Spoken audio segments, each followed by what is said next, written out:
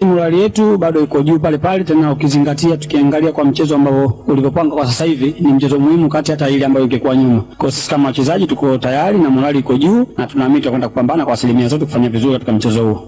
Sisi kwetu hakuna pressure yoyote, ukizingatia wachezaji wakubwa, hii ndio mchezo wetu. Kwa hiyo kikubwa ni kujiandaa vizuri na kwenda kufanya vizuri katika mchezo wa kesho. Mimi nadhani hakutakuwa na eneo gumu kama tutafanya kile ambacho tumekifanya katika uwanja wa mazoezi au maelekezo ambayo tumepewa na mwalimu. Kama tutafanya kwa asilimia 100 basi naamini kila kitu kitakuwa chepesi. Kwa kuwa tuko tayari, sisi kila mchezo kwetu ni finali. Kwa hiyo tunachoangalia mchezo gani uko mbele, tunatoa kwa asilimia 100 kuweza kufanya vizuri katika mchezo husika. Baada hapo tunaangalia mchezo unaokuja. Kwa hiyo ni sisi tukujipanga na kuangalia kuna mchezo gani na mchezo gani mwingine na mahitaji yake. Tunaamini tutapambana hivyo hivyo. Kikubwa tunaenda na tahadhari kubwa kwa sababu Simba nao ni timu nzuri na wanachezaji walio bora. Kwa sisi kama wachezaji ni wajibu wetu kwenda kufanya vizuri na kupambana na kuweza kufanya vizuri katika mchezo mwingine tena.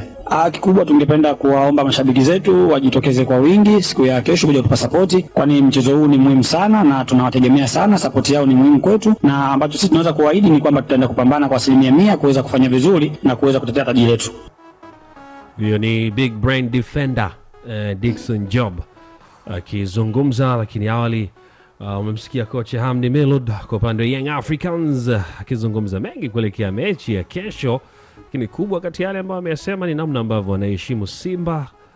Ni timu kubwa, lakini Yanga pia ni kubwa. Ugumu wa mchezo wa kesho ni kwamba timu hii ama timu hizi inabidi mmoja awe bingwa. Nasema maneno mengi hapo ya kiufundi, makili atakuja kunisaidia hapa.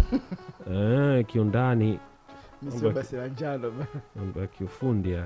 Wewe sio nini? Basi la njano. Ndio nini? Au mtoto wa kishua.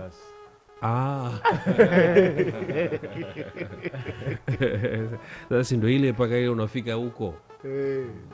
Afu unakutana nacho inabidi ukipige. Sio matumishi mazingira hayo. Cha huko hicho. Cha kukariri. Iko kinafaga hatari. Nyingi sana. You know the magic sana. Ila nachokiamini kwa sisi kusikia tunasikia. Ila tengeneza sentensi. Kukijibu unaweza lakini kimoyomoyo. Si ndio, yani tunakielewa. Yasa kukitoa. Toa sauti bro. Kikanyoka. Lakini unaona Milud kaongea solo yake ya kwanza. Kaongea lakini anaeleweka. Hivyo anaungaunga. Lakini mtu mgeni akiongea hivyo watu fresh. Kuna tofauti wa sauti unajua. Sinaona kama sasa hivi sauti inapotoka ikiwa unaongea lugha ile sauti inakuwa kidogo iko chini, yani mpaka iongezewe geji. Badilisha sasa, badilisha kizungumze. Na kukubali. Kasemaje kocha? Unajua Milud hajataka yani kusema vitu vingi sana. Nafikiri alikuwa amegusa tu sehemu moja ni kubwa tu. Ni maana ya hii mechi kwamba yoyote anaweza akawa bingwa, lakini pia amegusia kuhusu safu ya ushambuliaji wa Simba inaweza ikafunga goli, lakini hata yeye mwenyewe pia anaamini ana wachezaji ambao wanaweza wakakabiliana nao vizuri. Ila kitu ambacho amekirudia mara nyingi sana ni issue ya kwamba atakayefunga goli. Amesema kabisa Simba akianza kufunga goli wenyewe watakuwa matatizoni. Wao wakianza kufunga goli Simba watakuwa matatizoni. Na ndivyo ilivyo siku zote kwenye mpira wa miguu. Goli la kwanza huwa linabadilisha taswira nzima ya Simba. Lakini pia amesema Simba wana matokeo tu na moja. Wanatakiwa waje kushinda mechi. Kwa kama watakuja na sisi tutafanya counter attack tukafunga goli. Kwa ni kama vile ameshajua mahitaji ya Simba ni nini. Kwa Simba lazima watahitaji kupata goli. Lazima. Yaani vyovyote, yaani kama Simba wana matamanio yote ya kuwa bingwa NBC Premier League msimu huu, ni lazima goli lifungwe. Kwa hiyo watafunga moja, mawili, matatu, yaani inabidi wafunge goli, na wakifunga inabidi wafunge magoli moja zaidi ya Yanga.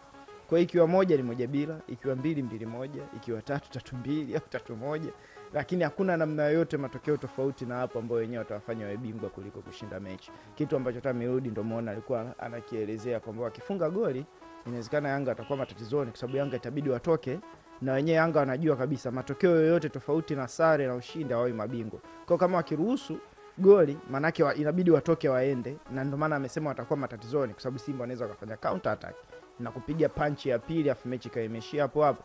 Kwa nafikiri mechi ameweka kiujumla as a coach atakiwa kuongea, na ndio maana yeye kocha, sisi wengine tunabaki wachambuzi. Yaani sehemu aliyogusia ni hiyo tu. Watu wataelezea mambo mengi ya kimbinu na kiufundi, lakini atakayeanza kufunga goli wewe utaona tu hata atmosphere ya mchezo itakavyokuwa, kwa sababu mwingine atakuwa anajua ana off.